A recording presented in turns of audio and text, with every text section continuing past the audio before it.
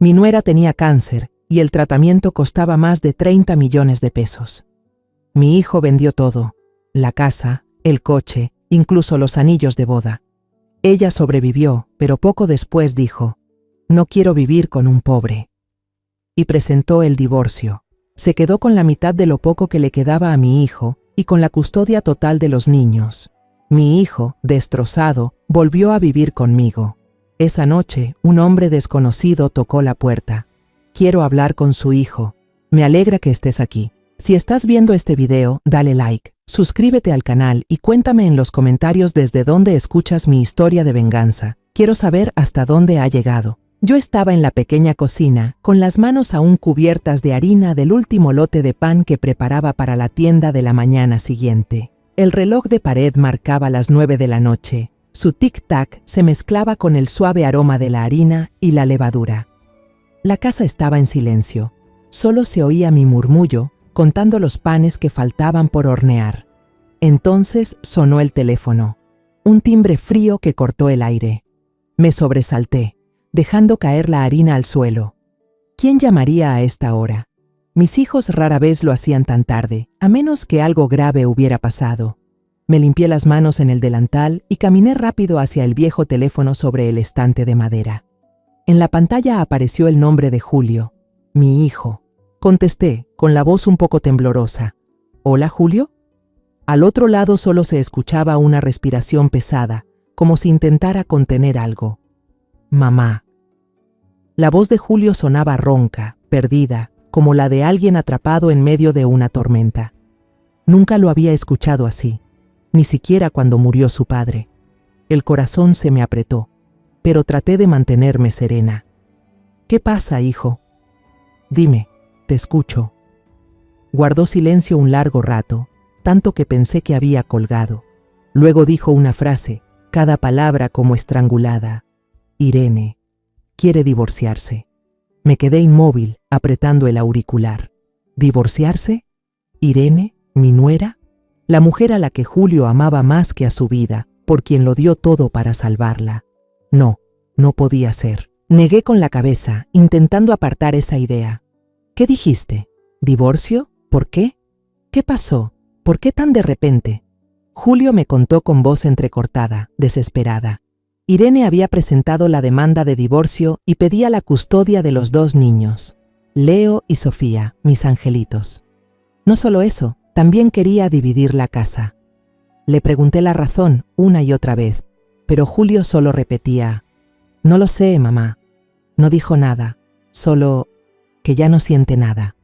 ¿Que ya no siente nada? ¿Cómo era posible? Recordaba las noches en que Julio abrazaba a Irene enferma, las oraciones que hacía sin dormir, pidiendo por su vida. ¿Cómo podía alguien olvidar todo eso? Respiré hondo, intentando calmarme para tranquilizarlo. Tranquilo, hijo. Todas las parejas tienen momentos difíciles. Tal vez Irene solo está enojada. Hiciste todo por ella, renunciaste a todo. No puede tratarte así.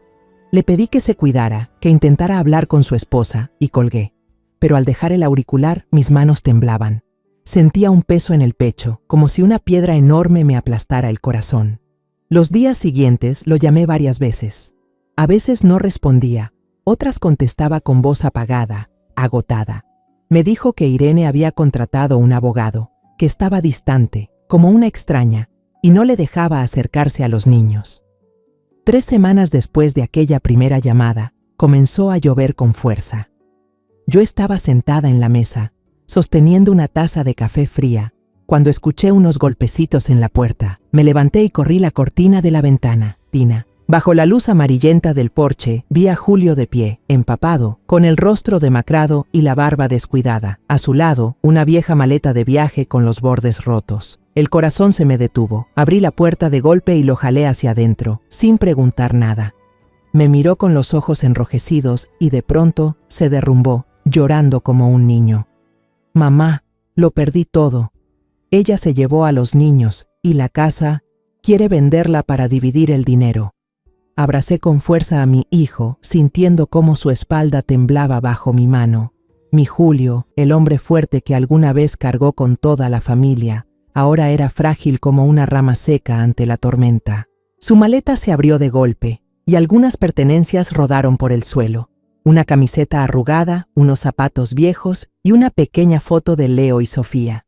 Miré la foto, vi las sonrisas radiantes de mis nietos y las lágrimas me brotaron también.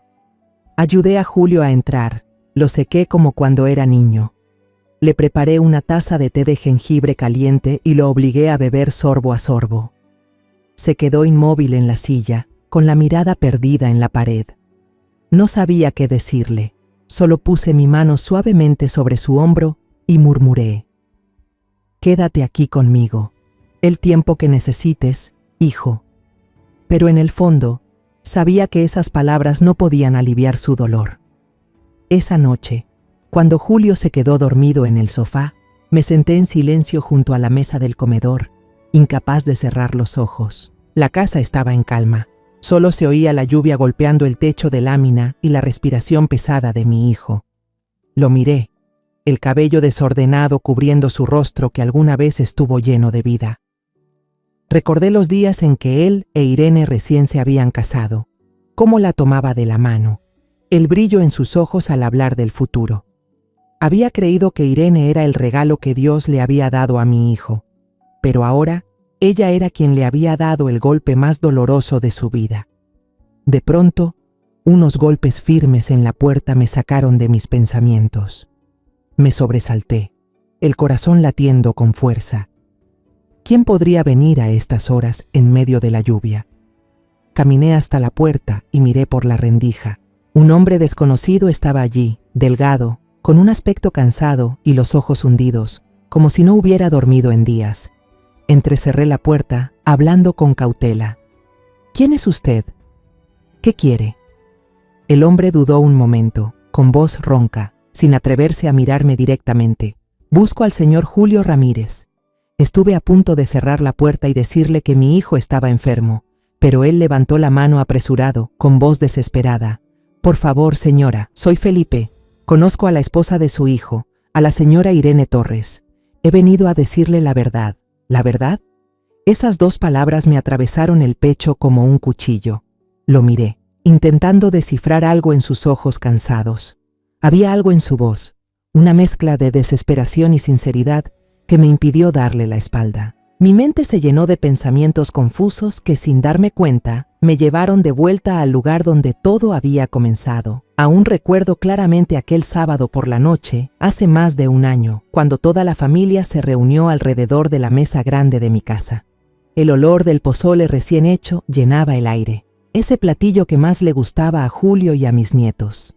Leo y Sofía, mis dos pequeños tesoros, peleaban por el último pedazo de mantequilla, riendo a carcajadas. Julio, sentado a la cabecera, contaba una historia graciosa sobre un cliente del taller mecánico que juraba que su coche estaba embrujado porque las luces delanteras parpadeaban solas. Todos reímos, incluso Irene sonrió dulcemente, sirviendo más carne en el plato de su esposo y limpiándole la boca a Sofía con una servilleta. Al verla pensé que mi hijo era afortunado. Irene era hermosa, amable, atenta, un ángel enviado por Dios para cuidar de él. Pero entonces, justo cuando el ambiente era más cálido, Irene dejó los palillos sobre el plato. El pequeño sonido del choque contra la porcelana me hizo estremecer. Su sonrisa desapareció de golpe, como una luz apagada de repente. La habitación quedó en silencio y todas las miradas se dirigieron hacia ella. Vi que sus manos temblaban, los ojos llenos de lágrimas, pero no habló de inmediato. Con lentitud, abrió su bolso y sacó una hoja doblada en 4, colocándola sobre la mesa como si pesara 1 tonelada. La miré y un presentimiento oscuro me recorrió el cuerpo. Julio, sentado a su lado, frunció el ceño y estiró la mano para tomarla. La abrió y vi cómo el rostro de mi hijo se tornaba tan pálido como el papel. Sus manos temblaban, los ojos fijos en aquellas líneas escritas. «Irene, ¿qué pasa?», pregunté, con la voz quebrada por la preocupación. Ella respiró hondo, como si necesitara reunir todo el valor para hablar. Luego, entre sollozos, dijo con voz temblorosa, cada palabra cortando el aire como una navaja: «El doctor dijo que tengo cáncer de útero». Etapa 3. Toda la habitación se quedó en silencio. Las risas de Leo y Sofía se apagaron. Sentí que me faltaba el aire, como si todo el oxígeno del cuarto hubiera desaparecido. Julio fue el primero en reaccionar. Apretó el papel en sus manos y corrió a abrazar a su esposa con la voz temblorosa. «No puede ser. No lo creo. No, Irene, no puede ser». Lo repetía una y otra vez, como si al decirlo bastara para hacer desaparecer la realidad. Irene se hundió en sus brazos, llorando sin consuelo, los hombros frágiles temblando sin control.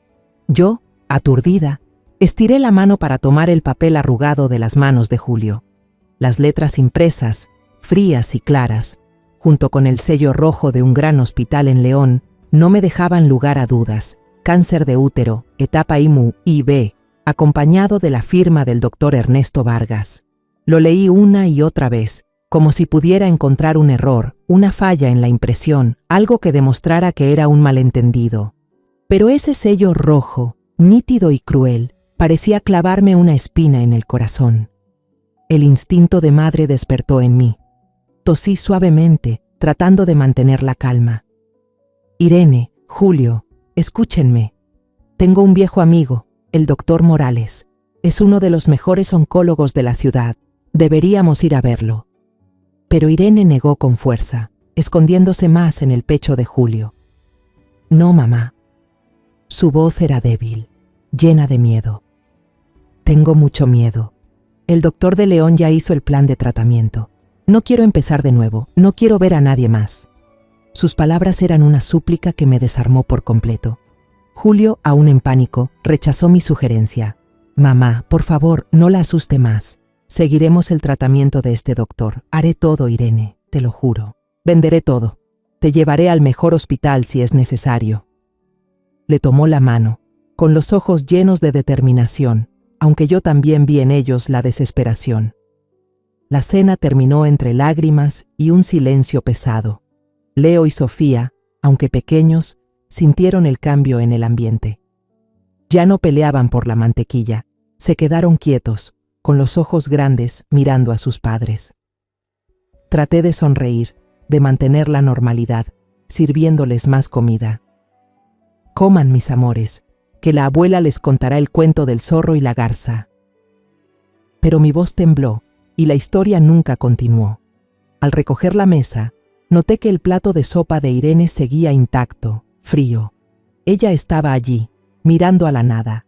Quise acercarme, preguntarle si le dolía algo, si necesitaba algo, pero algo en su mirada me detuvo. Tal vez solo estaba exagerando, me dije. Está enferma, necesita tiempo.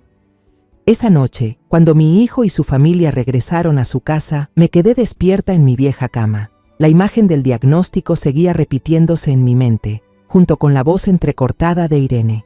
Pensé en Julio, en cómo haría lo imposible por salvarla. Pensé en Leo y Sofía, esos pequeños inocentes que no merecían sufrir. Y pensé en mí, una madre anciana que solo quería ver felices a sus hijos y nietos. Finalmente, tomé una decisión. Me mudaría temporalmente con Julio y su familia. Les diría que era para cuidar a los niños y ayudar en casa, pero en realidad quería estar cerca de Irene, asegurarme de que recibiera la mejor atención posible. No podía dejar sola a la familia de mi hijo en medio de esta tormenta. El día que llegué con mi maleta, la casa de Julio e Irene ya no tenía el calor de antes. La puerta de madera seguía igual, pero ya no se oían las risas de los niños en el patio. Dentro, el ambiente estaba cargado de tristeza y preocupación. Leo y Sofía jugaban en un rincón, pero más callados de lo habitual, como si no quisieran molestar a nadie. Irene estaba acostada en el sofá, cubierta con una manta delgada, el rostro pálido. Julio, por su parte, revisaba unos papeles con expresión angustiada. Entré, dejé la maleta en el suelo y sonreí como pude. Ya llegué. Desde hoy te voy a ayudar, Irene. Descansa, déjame a mí ocuparme de todo. Irene levantó la vista y esbozó una sonrisa débil. Gracias, mamá. Soy muy afortunada de tenerla. Sus palabras me calentaron el corazón. La primera semana después del diagnóstico, Julio decidió vender el camión de reparto del taller. Era un vehículo viejo, con el motor que rugía cada vez que lo encendía, pero era su principal herramienta de trabajo. Recuerdo las tardes en que Julio y su padre, mi esposo, se sentaban a limpiarlo juntos, riendo mientras hablaban de los largos viajes de entrega. El día que Julio lo puso en venta, lo vi de pie en el patio, con un trapo en la mano, limpiando lentamente la pintura desgastada. Sus ojos estaban llenos de nostalgia, como si se despidiera de una parte de su juventud. El comprador llegó, un hombre de mediana edad con voz áspera, que ofreció un precio tan bajo que quise gritar que era un robo. Pero Julio solo asintió, firmó con la mano temblorosa y dijo en voz baja: «Gracias». Luego le entregó todo el dinero a Irene. Menos de un mes después, Julio puso en venta el taller mecánico, el legado que le había dejado su padre. Aquel lugar no solo representaba su sustento, sino también la memoria compartida entre padre e hijo. Recuerdo cuando Julio era niño, corriendo detrás de su papá, sosteniendo una llave inglesa y preguntando curioso cómo se arreglaba un motor. El día de la entrega, me quedé junto a él, viendo cómo observaba en silencio el suelo manchado de aceite. El comprador, un empresario de la ciudad, volvió a ofrecer un precio ridículo, pero Julio no discutió, solo asintió, firmó los papeles y se fue sin mirar atrás. Cuando el dinero empezó a acabarse, noté que el dedo donde Julio llevaba su anillo de bodas estaba vacío. El sencillo anillo de plata que él e Irene se habían dado el día de su boda ya no estaba. Le pregunté con la voz temblorosa: «Julio, ¿dónde está tu anillo?». Él no me miró, solo murmuró: «Lo vendí, mamá. La casa de empeño pagó bien». Sentí como si me apretaran el corazón. Ese anillo no era solo una joya, era la promesa que le había hecho a Irene, el símbolo de su amor. Quise correr a la casa de empeño para recuperarlo, pero sabía que no cambiaría nada. Julio ya había tomado su decisión y yo solo podía mirar en silencio, con el alma hecha pedazos. Cada vez que Julio traía dinero a casa, Irene lloraba. Ella tomaba su mano áspera, miraba el dedo vacío y sollozaba: «Perdóname, Julio. No quiero que sufras así por mí». Sus lágrimas me conmovían. Una tarde, mientras Julio salía a buscar más dinero, entré en mi habitación, abrí el armario y saqué una vieja caja de lata. Dentro estaba todo mi ahorro de vida, cada peso guardado para mi vejez, para los días en que ya no pudiera hornear. Llevé la caja hasta Julio y la puse en sus manos. «Tómala, hijo», le dije, tratando de mantener la voz firme. «Salvar a tu esposa es lo más importante». Él me miró con los ojos rojos, sin poder hablar. «Gracias, mamá», murmuró, y se dio la vuelta, como si temiera que yo notara su fragilidad. Una mañana, Irene anunció de repente que tenía que ir al Hospital de León para realizarse un tratamiento especial de radioterapia que duraría todo el día. Se veía débil, con la piel pálida y los ojos cansados. Abrazó con fuerza a Leo y a Sofía y les dijo: «Hagan caso a la abuela y a su papá, mamá volverá pronto». Su voz era suave pero firme, como si no quisiera que nadie discutiera. Julio quiso acompañarla, pero ella lo rechazó. «No te preocupes, puedo ir sola. Ya has trabajado demasiado». Llevaba un abrigo grueso, aunque hacía un día soleado y cálido, diciendo que su cuerpo ahora era muy sensible a la temperatura. La vi salir por la puerta, con el bolso al hombro y un paso lento, y sentí una extraña inquietud en el pecho. Esa noche, Irene regresó exhausta. Se dejó caer en los brazos de Julio, dijo que estaba muy cansada y se fue a dormir temprano. Lo vi abrazarla, con los ojos llenos de ternura, y mi corazón se encogió. Mientras recogía la ropa sucia de la familia para lavarla, mis manos tocaron el abrigo de Irene. Estaba un poco húmedo, como si se hubiera salpicado con agua. Por costumbre, revisé los bolsillos antes de meterlo en la lavadora. Mis dedos toparon con un pedazo de papel duro. Lo saqué, pensando que era una receta o una cita médica. Pero no, era una factura del restaurante La Casona del Arco, uno de los lugares más elegantes de la ciudad, donde gente como nosotros rara vez se atreve a entrar. Mis ojos se clavaron en los detalles: 2 filetes, una botella de vino tinto, postre de chocolate. El total alcanzaba para hacer las compras de toda una semana. Pero lo que me hizo temblar el corazón fue la fecha y la hora. Ese mismo mediodía, justo cuando Irene dijo que estaba en la sesión de radioterapia. Me quedé inmóvil, la factura temblando entre mis dedos. No, No podía ser. Irene estaba enferma. No podía haber ido a un restaurante caro a comer así. Debía de haber algún error. Tal vez se sentó junto a alguien en el hospital y esa persona, por accidente, metió el recibo en su bolsillo. Me repetí eso una y otra vez, intentando ahuyentar la sospecha que empezaba a crecer dentro de mí. Estuve a punto de entrar en la habitación de Julio e Irene para preguntarle la verdad, pero al llegar a la puerta, escuché su respiración tranquila y me detuve. Imaginé a Irene despertando, con el rostro pálido y los ojos llenos de miedo, y supe que la lastimaría si la confrontaba solo por un papel. Me convencí. No pienses tonterías, ella está muy enferma. No la hagas preocuparse más. Doblé la factura y la volví a meter en el bolsillo del abrigo, pero los números seguían rondando en mi cabeza. Unos 2 meses después de esos días llenos de tensión por la enfermedad de Irene, empecé a creer que la luz volvía a nuestra familia. Una tarde, preparaba una cena sencilla en casa de Julio, intentando hacer mole poblano, el plato que todos adoraban, para animar el ambiente. Leo y Sofía garabateaban en unas hojas, mientras Julio, recién llegado del trabajo, aún olía a aceite y metal. Irene entró al comedor con una expresión radiante, muy distinta a su aspecto débil de antes. Sostenía una hoja de papel, las manos ligeramente temblorosas, pero con los ojos brillando como si hubiera encontrado un tesoro. «Mamá, Julio, niños, escuchen», dijo con una voz clara, casi alegre. «El doctor dijo que las células cancerosas han desaparecido por completo. Estoy curada». Me quedé paralizada. La cuchara se me cayó de la mano y golpeó la mesa con un sonido seco. Julio dejó caer el plato, y el ruido de la porcelana rompiéndose resonó en el suelo. Él le arrancó el papel de las manos a Irene, con los ojos fijos en las líneas impresas, leyéndolas una y otra vez como si no pudiera creer lo que veía. ¿De verdad, Irene? ¿De verdad? Su voz se quebró, y de repente abrazó a su esposa, llorando de alegría.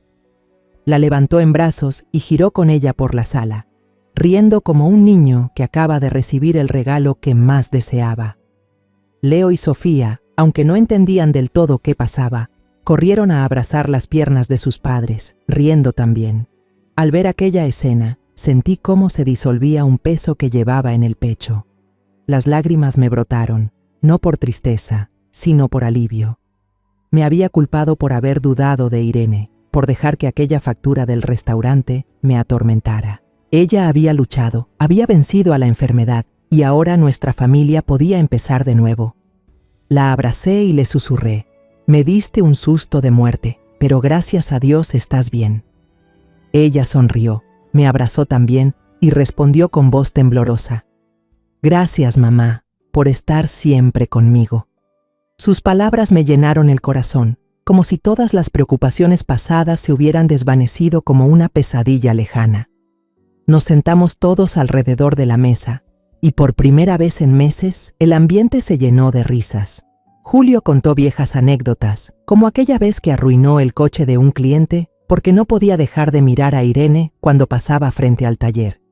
Leo y Sofía competían por contar sus historias de la escuela y mostrar sus dibujos. Los miré y en silencio recé para que a partir de ese momento todo fuera mejor. La crisis había pasado y decidí regresar a mi casa para devolverle a la familia de Julio su espacio. El día que tomé mi maleta para irme, Irene me tomó de la mano, con los ojos llenos de lágrimas. «Mamá, nunca olvidaré todo lo que hizo por nosotros. Es la mejor madre del mundo». Sonreí y le di una palmadita en la mano. «Con que estés sana y tu familia sea feliz, yo ya soy feliz». Al salir por la puerta, miré atrás. Desde la ventana se escapaba una luz cálida, dorada. Pensé que quizá ese era el nuevo comienzo que todos necesitábamos. Pero solo unas semanas después, empecé a notar señales extrañas. La cena familiar de los sábados, una tradición que siempre habíamos respetado, se canceló por primera vez. Irene me llamó, con una voz suave pero apresurada. «Mamá, hoy Leo tiene un poco de fiebre, no podremos ir. Perdóneme, ¿sí?» Me preocupé y le ofrecí ir a ver al niño, pero ella lo evitó. «No se preocupe, mamá, solo es un resfriado. Iremos la próxima semana». Asentí, aunque sentí una punzada de tristeza. La semana siguiente volvió a llamar, esta vez diciendo que ambos estaban agotados después de una semana dura de trabajo. Mamá, necesitamos descansar un poco. La próxima semana iremos, se lo prometo. Su voz seguía siendo dulce, pero algo había cambiado. Sonaba distante, como si levantara una pared invisible entre nosotras. Poco a poco me di cuenta de que Irene ya no traía a Leo y a Sofía a visitarme tan seguido. Antes solía venir con ellos a la panadería. Los niños jugaban con la harina, reían cuando yo fingía ser un monstruo con la cara llena de polvo blanco. Pero ahora esas visitas se hicieron raras y después desaparecieron casi por completo. Cuando la llamaba, siempre tenía una excusa. Mamá, esta semana estamos muy ocupados. O, Sofía tiene clases de dibujo, no podemos organizarlo. Intentaba convencerme de que solo estaba ocupada, de que necesitaba tiempo para recuperarse tras tantos meses de enfermedad.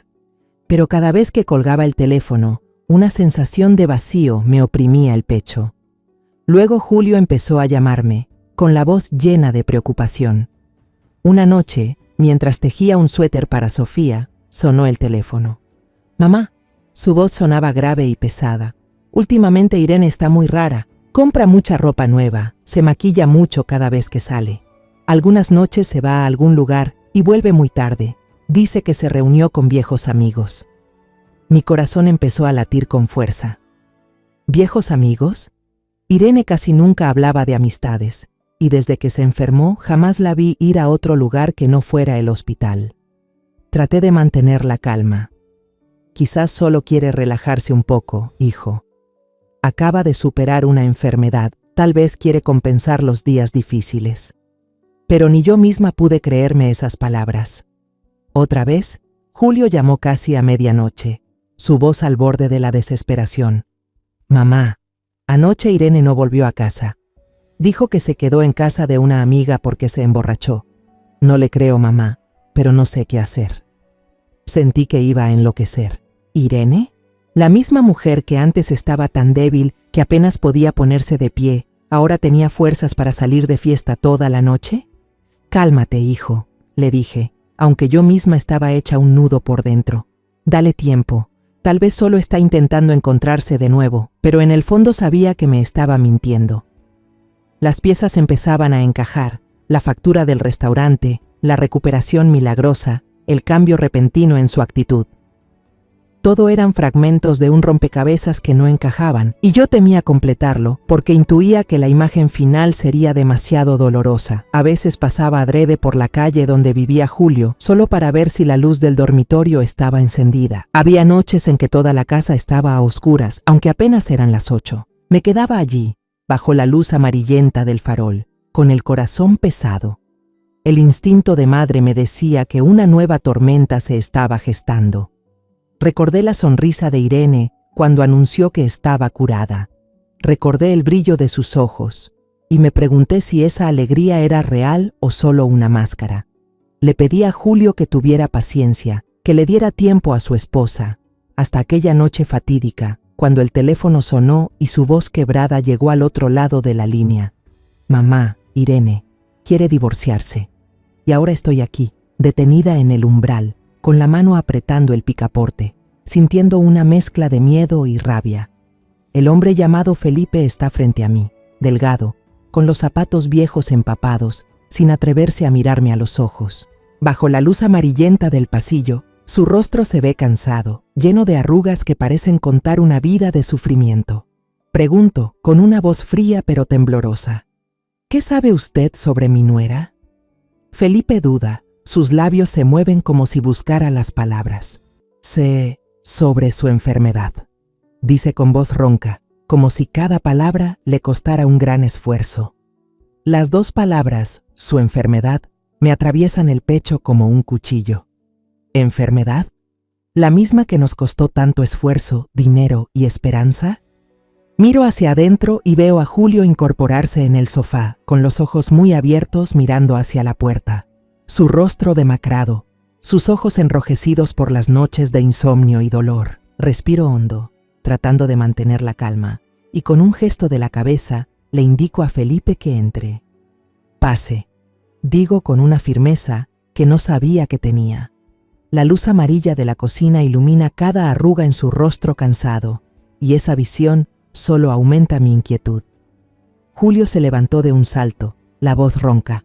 «Mamá, ¿quién es?». Miró a Felipe, luego me miró a mí, como buscando una explicación. Antes de que yo pudiera decir palabra, Felipe bajó la cabeza y murmuró: «Soy Felipe Herrera. Soy contador en la clínica Medisalud, donde Irene trabajó como enfermera».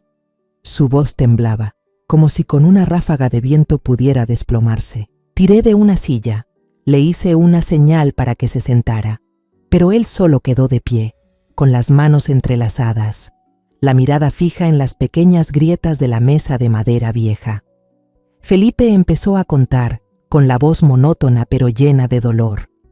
No se atrevía a mirar a Julio directamente, solo clavaba la vista en la mesa, como si esas grietas pudieran ocultar su vergüenza. Habló de su esposa, de que tenía una cardiopatía congénita desde niña. Necesitaba una operación muy cara, dijo, con la voz ahogada. Corrí a todos lados, pedí prestado, vendí tierras, pero no alcanzaba. No sabía qué hacer para salvarla. Sentí el corazón apretarse.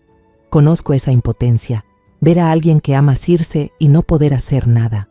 Pero luego la historia de Felipe me heló la sangre.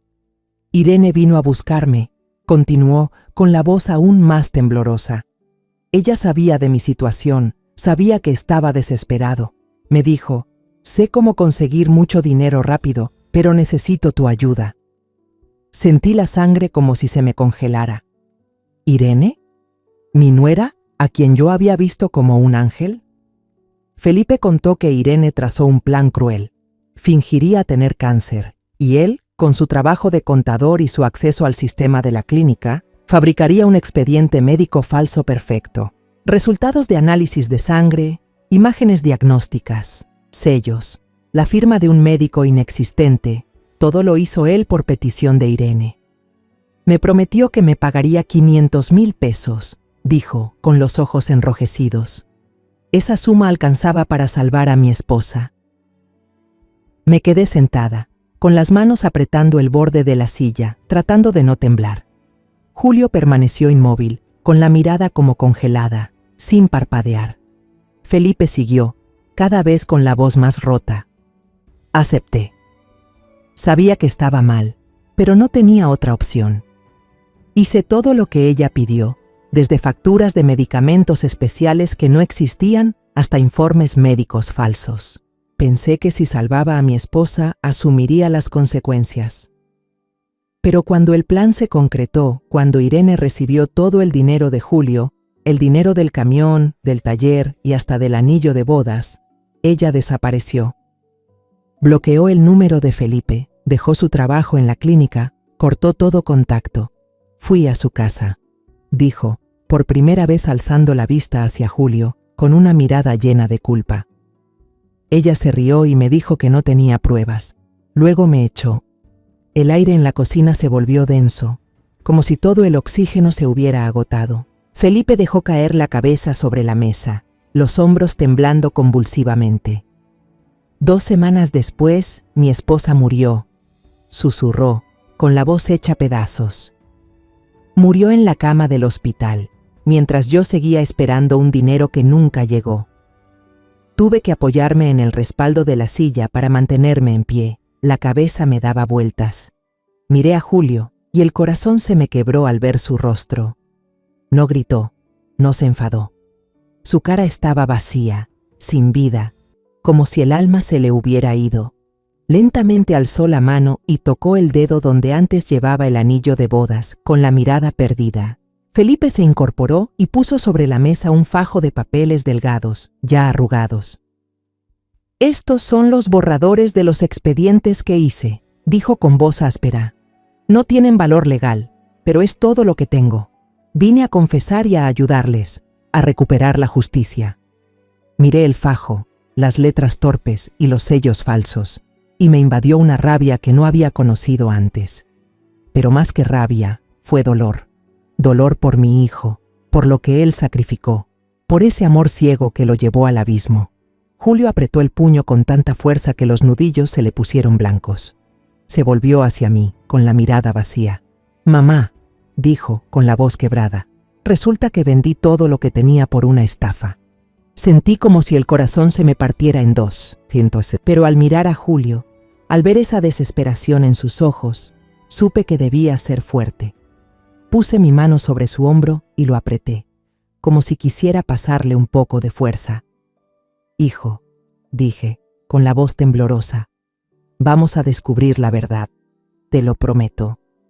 Esa noche, la pequeña cocina de mi casa estaba sumida en un silencio denso, solo roto por el sonido de la lluvia que caía cada vez más despacio tras la ventana.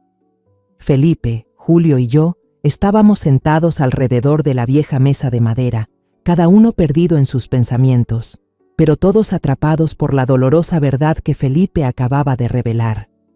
Miré a mi hijo, inmóvil en la silla, con los ojos vacíos, soltando de vez en cuando una risa sin vida, como si aún no pudiera creer lo que acababa de escuchar. Felipe, con el rostro gris, siguió contando más detalles del plan de Irene.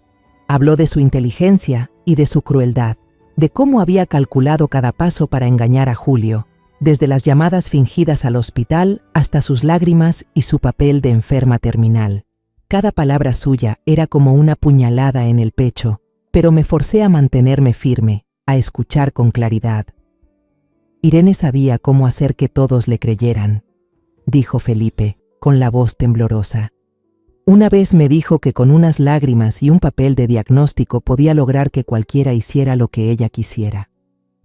Sentí la sangre hervir en mis venas. Irene, la muchacha a la que había tratado como a una hija, la que me tomó de la mano y me agradeció por estar a su lado, era en realidad quien había tejido toda esta red de mentiras. Pero al mirar a Julio, con la cabeza baja y el rostro entre las manos, no solo sentí rabia, sino también dolor. Dolor porque mi hijo había sacrificado todo, su coche, su taller, su anillo de bodas y su corazón, solo para caer en una trampa. Cuando los primeros rayos de sol se filtraron por la ventana, tiñendo de dorado el suelo de la cocina, Felipe se levantó. Sus hombros caídos parecían cargar con el peso del mundo. «Iré a la comisaría», dijo, con voz firme pero llena de arrepentimiento. «Voy a confesarlo todo. No puedo seguir viviendo con esta culpa». Lo miré, sin saber si sentir compasión o enojo. Era parte del engaño, pero también había perdido a la mujer que amaba, igual que Julio había perdido a su familia.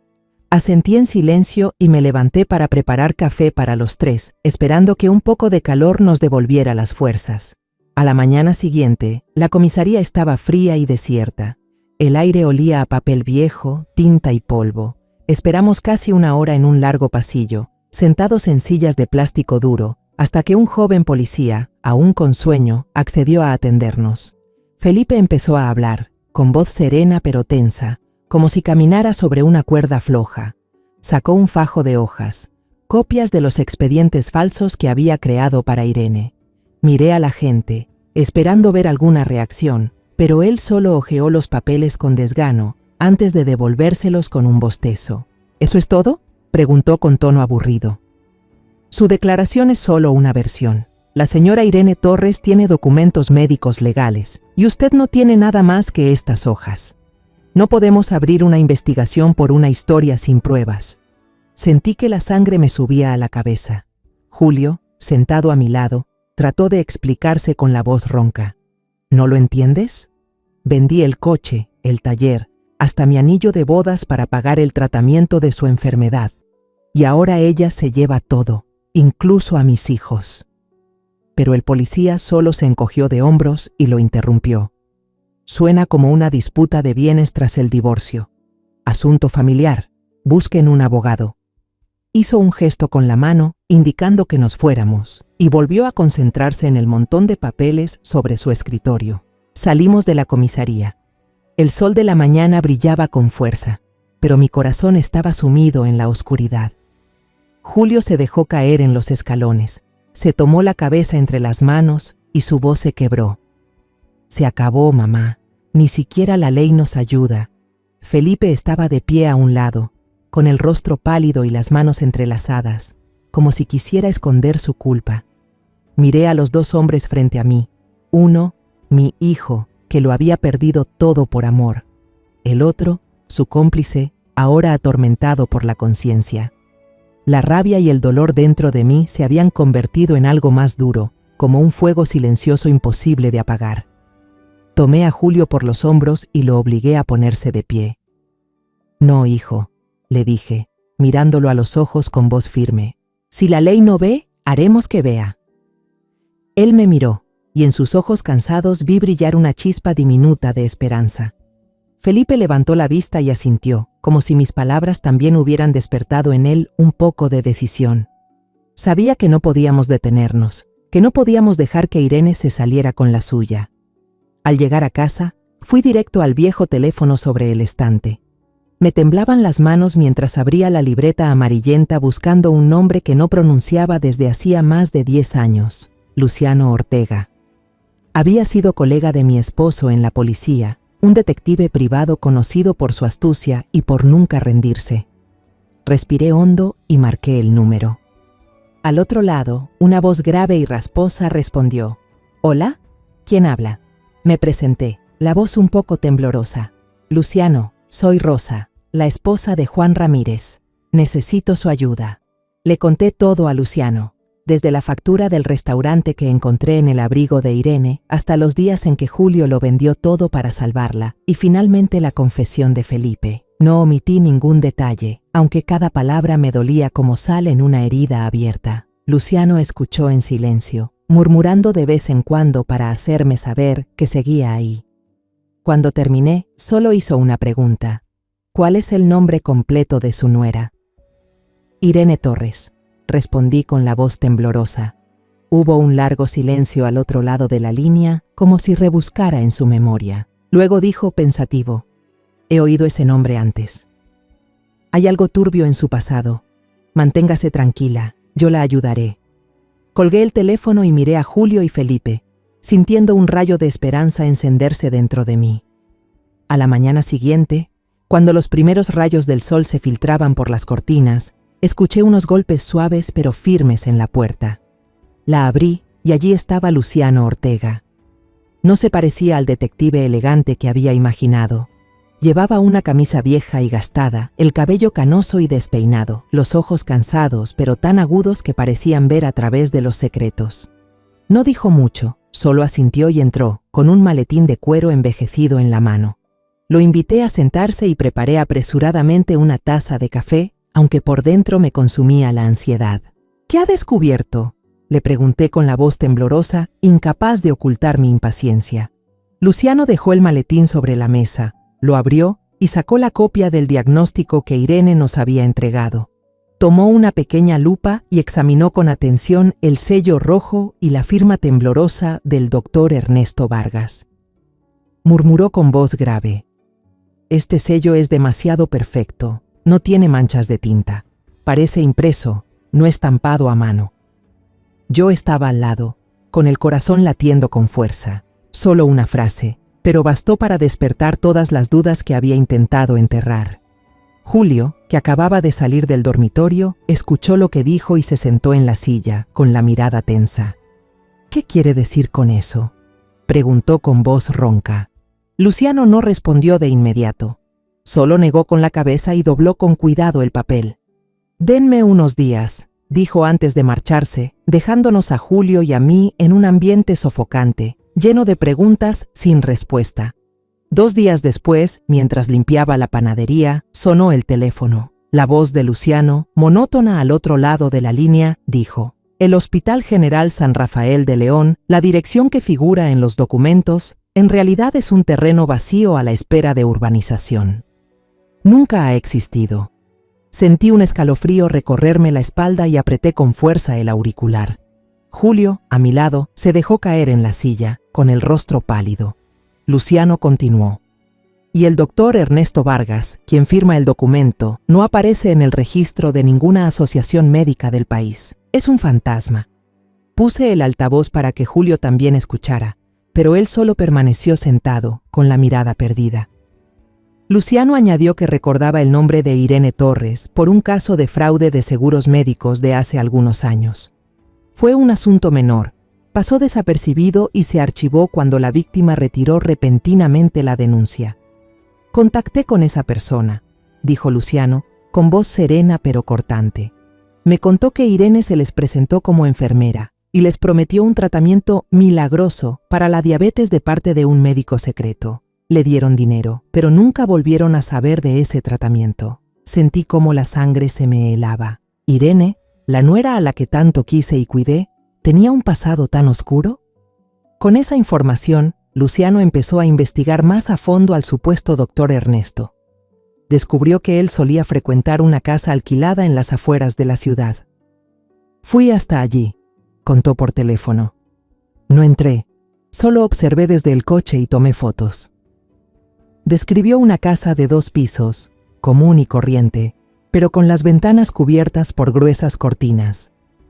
A veces llegaban autos lujosos que traían gente y se marchaban enseguida. Mientras lo escuchaba, me imaginaba un lugar misterioso, como una guarida de secretos oscuros. Luego, Luciano relató que una tarde vio a un hombre sacar la basura al patio. Esperó a que se alejara y revisó en secreto la bolsa. Dentro encontró cajas vacías de suplementos baratos sin etiquetas y, lo más importante, una memoria USB desechada. Esa noche Luciano vino a mi casa. No dijo nada. Simplemente encendió su viejo portátil y conectó la USB. Señora Ramírez, señor Julio, prepárense, dijo con voz grave y seria. Me senté junto a Julio, tomándole la mano, sintiendo su palma fría como el hielo. En la pantalla aparecieron varios videos.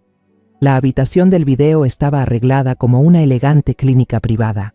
Cama limpia, monitor de ritmo cardíaco y algunos equipos médicos que parecían muy profesionales. Entonces apareció Irene.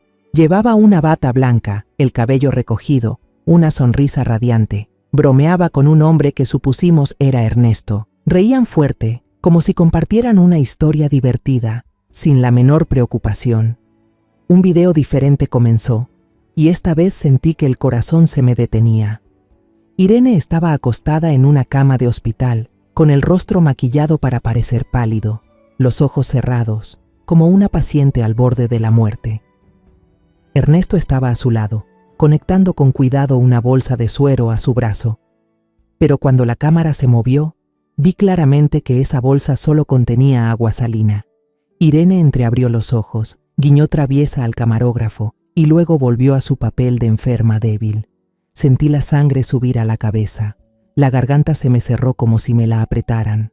Julio se levantó de golpe y volcó la pequeña mesa de al lado. El sonido de los vasos rompiéndose retumbó en el suelo. Golpeó con fuerza la pared y rugió con dolor y rabia. Ella me engañó. Engañó a mi madre, a mis hijos. Me quedé sentada, incapaz de moverme, con la mirada fija en la pantalla apagada. Luciano cerró la computadora en silencio, pero la habitación siguió sumida en un silencio pesado, solo roto por la respiración agitada de Julio.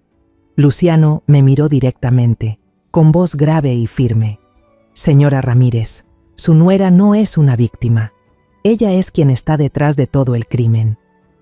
A la mañana siguiente, Luciano llegó temprano, con su aspecto sencillo de siempre, pero con una mirada decidida. Llevaba su viejo portátil y el fajo de papeles que Felipe le había entregado. «Vamos, señora Ramírez», dijo con voz baja pero firme. «Hoy lograremos que la policía escuche».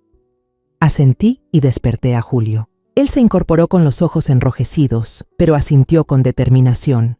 Subimos al coche rumbo a la comisaría, sin decir palabra, mirando en silencio el camino, como si nos preparáramos para una batalla. En la comisaría, Luciano no nos dejó detenernos en la recepción como la vez anterior. Sacó su credencial de policía retirado y pidió hablar directamente con el jefe de investigaciones criminales. El joven empleado lo miró con desconfianza, pero tras una breve llamada nos condujeron a una pequeña sala de reuniones, con paredes blancas y apagadas, una mesa larga de madera y unas sillas duras. El jefe, Miguel Sánchez, entró con su expresión seria y mirada fría. Se sentó, cruzó los brazos y nos observó con escepticismo. «Me han dicho que tiene pruebas de una estafa, pero le advierto, si esto es solo un conflicto familiar, no tenemos tiempo». Sentí la sangre hervir, quería responder, pero Luciano levantó la mano para pedirme calma. colocó el portátil sobre la mesa y reprodujo el video que habíamos visto la noche anterior. La sala quedó en silencio. Solo se oía el zumbido del ventilador del techo y la risa de Irene desde la pantalla, cortante como un cuchillo. Cuando el video terminó, con Irene guiñando el ojo en su papel de enferma falsa, el rostro del señor Sánchez cambió por completo. La desconfianza desapareció, sustituida por una concentración fría y aguda. Tomó el teléfono, llamó a 2 investigadores más. «Regístrenlo todo», ordenó con voz firme. Empezamos a relatar toda la historia. Conté sobre el recibo del restaurante, sobre los días en que Irene decía ir a radioterapia y regresaba con un aspecto sorprendentemente radiante. Julio, con voz ronca, habló de cómo vendió el coche, el taller y hasta el anillo de bodas, y de las grandes sumas de dinero que le había entregado a Irene sin dudar. Felipe, con la mirada llena de culpa, confesó su participación en el fraude, cómo falsificó los informes médicos y las veces que se reunió con Irene para planearlo. Cuando el investigador le informó que sería detenido para colaborar con la investigación, Felipe solo asintió con voz tranquila. «No voy a huir. Perdí a mi esposa, no voy a perder también mi conciencia». Antes de ser llevado, me miró con arrepentimiento.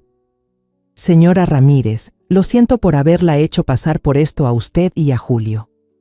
Asentí sin decir nada, pero en mi corazón ya no le guardaba rencor. Él también era una víctima, igual que nosotros. Julio presentó todos los documentos, el contrato de venta del coche, del taller y los extractos bancarios que mostraban las grandes sumas de dinero transferidas a la cuenta de Irene. Cuando el investigador le preguntó qué tipo de compensación deseaba solicitar, Julio negó con la cabeza, con una voz firme pero llena de dolor. «No quiero bienes, solo quiero que mis hijos estén a salvo. Leo y Sofía no merecen pasar por esto». Al escucharlo, sentí como si algo me oprimiera el pecho. Tomé su mano bajo la mesa, apretándola con fuerza, como queriendo decirle que no lo dejaría solo. Con las pruebas del video, el testimonio de Felipe y los documentos de Julio, el señor Sánchez no dudó. Firmó la orden de cateo urgente para la casa que Luciano llamaba el Hospital Fantasma, junto con las órdenes de arresto para Irene Torres, Ernesto Vargas y los cómplices que aparecían en el video. Lo observé escribir cada palabra, y una mezcla de alivio y tensión me recorrió el cuerpo. Finalmente, la justicia comenzaba a moverse. Los investigadores se activaron de inmediato. Las radios crepitaban por los pasillos con órdenes cortas y precisas. Se reunió un equipo especial y los vi revisando sus armas, ajustándose los chalecos antibalas y preparándose para salir. El ambiente en la comisaría se volvió tenso, como antes de una gran batalla. Terminamos los trámites y salimos de la comisaría cuando ya caía la noche. Me sentía exhausta, pero al mismo tiempo, una extraña sensación de alivio se abría paso dentro de mí. Por primera vez en muchos meses, sentía que ya no estábamos solos. En ese momento, varias patrullas encendieron las sirenas al unísono. Las luces azules y rojas parpadeaban mientras los autos salían disparados del portón y se perdían entre el tráfico. Me quedé en las escaleras, tomando la mano de Julio, observando la caravana hasta que desapareció. El sonido de las sirenas se fue desvaneciendo, pero para mí era el sonido de la justicia, un sonido por el que habíamos pagado un precio demasiado alto para poder escucharlo. Esa noche, Julio y yo no pudimos dormir.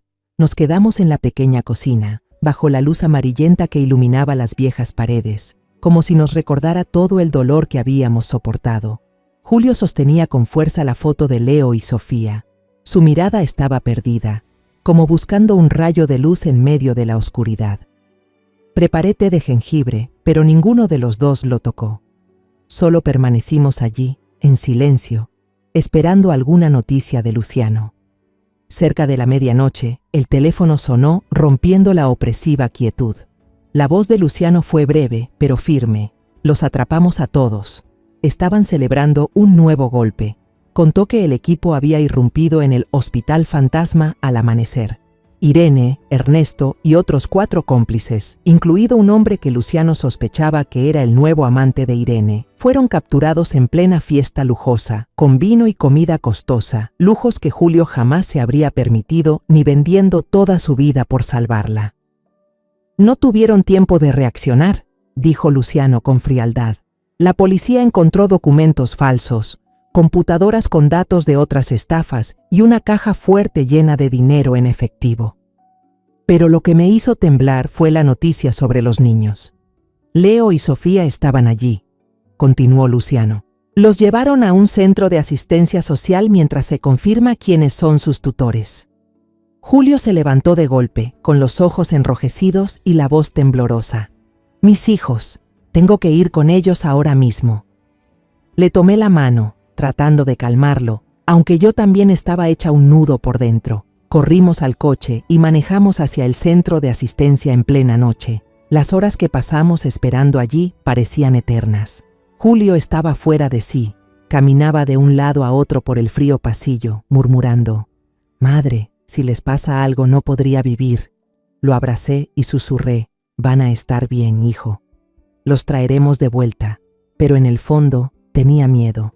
Miedo de que los días atrapados en las mentiras de Irene hubieran dejado cicatrices en las almas inocentes de esos dos pequeños. Después de casi 2 días trabajando con el abogado y las autoridades, por fin nos permitieron recoger a Leo y a Sofía. Al entrar en la pequeña sala del centro de acogida, vi a Julio arrodillarse y abrir los brazos. Leo y Sofía, con rostros confundidos, se quedaron quietos un momento, como si no creyeran que fuera su padre. Luego corrieron hacia él, llorando desconsoladamente. «¡Papá!». Sofía se aferró a su cuello, mientras Leo le tomaba la mano, con los ojos enrojecidos. «¿Dónde está mamá, papá? ¿Por qué no vino a buscarnos?», preguntó Sofía, con una voz tan inocente que sentí que el corazón se me rompía. Julio solo los abrazó más fuerte, sin responder, pero vi cómo le temblaban los hombros. Me arrodillé, los abracé a los 3 y contuve las lágrimas. «A partir de ahora, la abuela siempre estará aquí con ustedes, ¿de acuerdo?». Los dos asintieron, aunque sus miradas seguían llenas de confusión. La investigación duró varios meses y cada día fue una prueba más. La policía descubrió que la red de estafas de Irene y Ernesto había estado operando durante años, engañando a cientos de víctimas y robando millones de pesos. Irene no solo era cómplice, sino la encargada de buscar y acercarse a las presas, usando su apariencia dulce y su papel de enfermera para ganarse su confianza. Cada nuevo detalle que salía a la luz era como otra puñalada en el corazón. Yo la había querido, la había tratado como a una hija, me había quedado despierta por las noches cocinándole sopa. Y todo había sido una obra de teatro perfectamente planeada. El día del juicio, Julio y yo llegamos temprano. El tribunal estaba en el centro de la ciudad, un edificio antiguo con pasillos largos y olor a madera húmeda. Le tomé la mano a Julio y sentí su piel helada. Nos sentamos en la primera fila, frente al estrado del juez. Cuando Irene entró, casi no la reconocí. Llevaba el uniforme gris de prisionera. Su cabello largo y brillante ahora estaba cortado al ras. Su rostro pálido, no por enfermedad, sino por el miedo evidente en su mirada. Cuando sus ojos se cruzaron con los nuestros, los apartó de inmediato, incapaz de sostenerlos.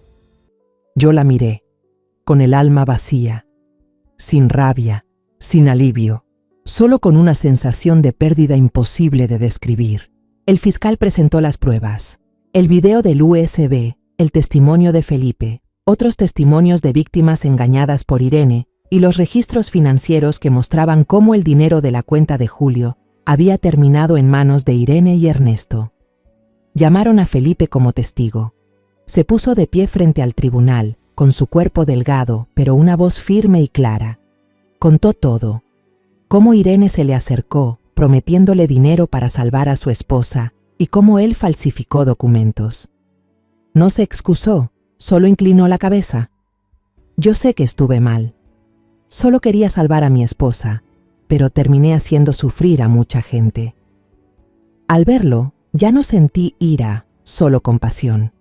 Había pagado con la pérdida más grande de su vida. Julio también fue llamado al estrado. Se mantuvo erguido, sin mirar a Irene ni una sola vez. Su voz era tan serena que daba miedo mientras relataba los días en que vendió todo, el coche, el taller, el anillo de bodas, para salvar a la mujer que amaba. Habló de las noches en vela, del dolor de perder a sus hijos, de la desesperación al descubrir que todo había sido una mentira. «Yo no quiero nada, solo que mis hijos estén a salvo», dijo con la voz quebrada. Yo, sentada abajo, dejé que las lágrimas cayeran en silencio. Mi hijo, el que una vez sonreía como el sol, ahora estaba allí, como la sombra de quien fue. Finalmente, el juez dictó sentencia. Ernesto, el cabecilla, recibió 20 años de prisión por fraude y crimen organizado. Irene, como cómplice activa, fue condenada a 12 años. Los demás implicados recibieron entre 5 y 8 años. Felipe, por su cooperación y confesión sincera, solo recibió 2 años, una condena considerablemente reducida. Al oír el veredicto, Irene se derrumbó, gritó, maldijo, se resistió mientras los guardias la sacaban del tribunal. «No entienden, yo no tenía elección», gritó, pero nadie en la sala se conmovió. La vi marcharse, con las esposas apretadas en sus muñecas, y cuando su mirada se cruzó con la mía, no aparté los ojos. La miré fijamente, pero ya no vi nada más que un vacío helado. Esa mujer ya no era la Irene que yo había conocido. Salimos del tribunal y el sol brillante me hizo entrecerrar los ojos. Julio abrazó a Leo y a Sofía, y los 2 niños se aferraron con fuerza a su padre. Sofía levantó la mirada con voz inocente. «Papá, ¿por qué mamá tarda tanto en volver?» Julio se inclinó, besó sus frentes y respondió con voz ronca pero firme. «Desde hoy papá será tanto papá como mamá para ustedes». Miré a mi hijo y a mis nietos, sintiendo una mezcla de dolor y fortaleza. Habíamos perdido muchas cosas, pero aún nos teníamos los unos a los otros. Y eso era lo más importante. 1 año después del juicio, el tiempo había pasado, pero las heridas seguían ahí, latiendo como cicatrices que nunca terminan de cerrar. Me encontraba en mi pequeña cocina, amasando harina, sintiendo la suavidad de la masa entre las manos. La panadería, que había tenido que cerrar durante los días de crisis, ahora estaba abierta otra vez. Le puse un nuevo nombre, Amanecer, como un recordatorio de que, después de las noches oscuras, la luz siempre regresa. Curiosamente, los clientes llegaban en mayor número que antes. No venían solo por el pan caliente o las galletas crujientes, sino también por la historia de nuestra familia, publicada en todos los periódicos. Personas desconocidas enviaban cartas, llamaban por teléfono o incluso venían al local solo para ofrecer palabras de aliento. «Señora Ramírez, usted es muy valiente», me dijo una anciana mientras compraba pan, con los ojos brillantes. Yo solo sonreí, pero en mi interior sabía que no era fuerte por mí sola. Tenía a Julio, a Leo, a Sofía y a todos los que habían estado a nuestro lado. Julio no intentó recuperar el antiguo taller mecánico, aunque sabía que aún recordaba los días en que trabajaba junto a su padre. En su lugar, alquiló un pequeño garaje justo al lado de mi panadería, lo suficientemente grande para unos pocos coches. Abrió su propio taller, pero solo aceptaba reparar autos viejos, los de la gente trabajadora que no podía pagar los talleres grandes. «Mamá, quiero hacer algo que tenga sentido», me dijo una vez, con las manos aún manchadas de grasa. Su taller era pequeño, pero siempre estaba lleno de risas, de golpes de martillo y de clientes agradecidos al recuperar sus autos funcionando de nuevo. Al verlo trabajar, notaba de nuevo la luz en sus ojos, no tan intensa como antes, pero suficiente para saber que estaba encontrando su camino. Leo y Sofía habían vuelto a la escuela, se adaptaban poco a poco entre compañeros, dibujos y tareas de escritura. Se acostumbraban a vivir sin su madre, aunque sabía que las preguntas sobre Irene todavía aparecían a veces en sus mentes. Una tarde, mientras le trenzaba el cabello a Sofía, ella levantó la mirada y preguntó: «Abuela, ¿mamá va a volver?». Detuve mis manos, miré sus ojos claros y sentí un nudo en el pecho. No quería mentirle, pero tampoco romper su pequeño corazón. «Tu mamá está en un lugar muy lejano, tratando de corregir sus errores», respondí con suavidad. «Pero tienes a tu papá, a tu abuela y a Leo. Somos una familia, ¿verdad?». Sofía asintió y me abrazó, y sentí el calor de sus pequeños brazos rodeándome. Julio, cuando los niños preguntaban por su madre, siempre les respondía con paciencia, con voz firme pero llena de tristeza. Mamá se equivocó, pero papá siempre estará aquí para ustedes. Una mañana temprano, mientras amasaba la primera tanda de pan, vi una figura delgada asomándose por la puerta de la panadería. Levanté la vista y reconocí a Felipe. Había salido antes de prisión por buen comportamiento, pero aún se veía demacrado, con los ojos hundidos, cargando una vida entera de remordimientos. Se quedó allí, retorciendo entre las manos su viejo sombrero, sin atreverse a entrar. «Señora Ramírez», dijo con voz baja, yo quisiera pedir trabajo. Puedo repartir pan, limpiar, hacer lo que sea necesario». Lo miré, con sentimientos encontrados entre los recuerdos de lo que hizo y la sinceridad que ahora veía en sus ojos. Antes de que pudiera responder, Julio cruzó desde el taller, con las manos todavía manchadas de grasa. Miró a Felipe, luego a mí, y aunque dudó un instante, finalmente asintió sin decir palabra y volvió a su taller. Entendí su gesto. «Está bien, señor Felipe», le dije. «A partir de mañana, puede encargarse de repartir el pan de la tienda». Desde ese día, Felipe se convirtió en el repartidor de pan de Amanecer. Trabajaba con esmero, en silencio, siempre puntual y sin quejarse jamás. A veces, cuando el horno se descomponía o el coche de algún cliente tenía problemas, se unía a Julio para arreglarlo. Yo, desde la cocina, los observaba por la ventana. 2 hombres, uno que perdió a su esposa por una traición, otro que la perdió por su propia cobardía, limpiando juntos una vieja bujía. No hablaban mucho, solo intercambiaban algunas palabras sobre el trabajo, pero entre ellos se sentía una comprensión extraña. Ambos habían sufrido pérdidas, ambos habían sido arrastrados por la tormenta llamada Irene, y ahora estaban aprendiendo a amar de nuevo. No el amor romántico, sino el amor por lo que hacen, por la vida y por la responsabilidad. La luz del atardecer entraba por la ventana de la panadería, tiñendo de oro las partículas de harina suspendidas en el aire. El horno seguía encendido, el aroma del pan recién hecho llenaba la habitación. Leo y Sofía acababan de volver del colegio. Sentados en la mesa del rincón, coloreaban dibujos de casas y árboles. Leo levantó la vista y me mostró su dibujo. Una casita pequeña con 3 personas, él, Sofía y Julio, bajo el sol. «Abuela, esta es nuestra casa», dijo con orgullo. Sonreí, acariciando su cabeza, y sentí un calor indescriptible en el pecho. Sofía interrumpió. «Quiero dibujar a la abuela también». Y los 2 se rieron, peleando por el lápiz rojo. Me quedé allí, mirando a mi familia, mirando la pequeña panadería que ahora rebosaba risas y voces. Hay heridas que nunca sanan del todo, cicatrices que nos recuerdan las tormentas que hemos sobrevivido. Pero entendí que, por muy profundo que sea el dolor, siempre se puede seguir adelante, siempre que haya personas dispuestas a darnos calor.